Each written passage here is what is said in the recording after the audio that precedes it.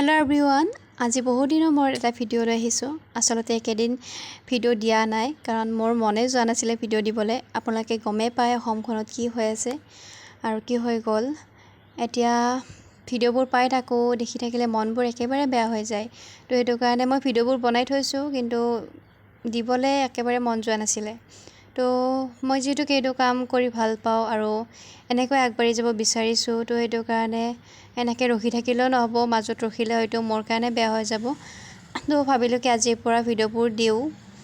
আৰু যিসকল লোকে এতিয়াও ধৰক বানপানীত ভুক্তভোগী হৈ আছে, যিসকল লোকে বানপানীত ভুক্তভোগী হৈছিলে, তেওঁলোকৰ কাৰণে অসমৰ সকলো মানুহে সাহাৰ্য দিছে, সকলো মানুহে সহায় কৰিছে। তো বহুত বেছি ধন্যবাদ তেওঁলোকক। আৰু অসম চৰকাৰকো অনুৰোধ জনাওঁ যে অতি সোনকালে আৰু ভাল কিবা এটা ব্যৱস্থা কৰক, যাতে তেওঁলোকে ধুনীয়াকৈ থাকিব পাৰে, খোৱা লোৱা কৰিব পাৰে। তাৰে ব্যৱস্থা এটা অতি সোনকালে কৰক, তাৰে কামনা। আৰু মই ভগৱানৰ ওচৰত এইটোৱে প্ৰাৰ্থনা কৰিছোঁ যাতে এনেকুৱা বান আৰু দুনাই নাহে, আমাৰ অসমতে হওক ভাৰততে হওক দুনাই এনেকুৱা বান নালাগে। আৰু আজি ইপিনে কাইৰাহঁত ঘৰলৈ যাব ওলালে। আচলতে গৰমৰ বন্ধত তাই ইয়াতে আছিলে, আৰু ইপিনে আজি যাব ওলাৰ কাৰণে তাইৰ মনটো একেবাৰে বেয়া। তাই যাবলৈ ইচ্ছা কৰা নাছিলে। ইপিনে ককাকো মাত লগালে, আৰু আমাৰ মাক চাওকচোন গাইজ, মাক কান্দিছে, ইমান বেয়া লাগিছে।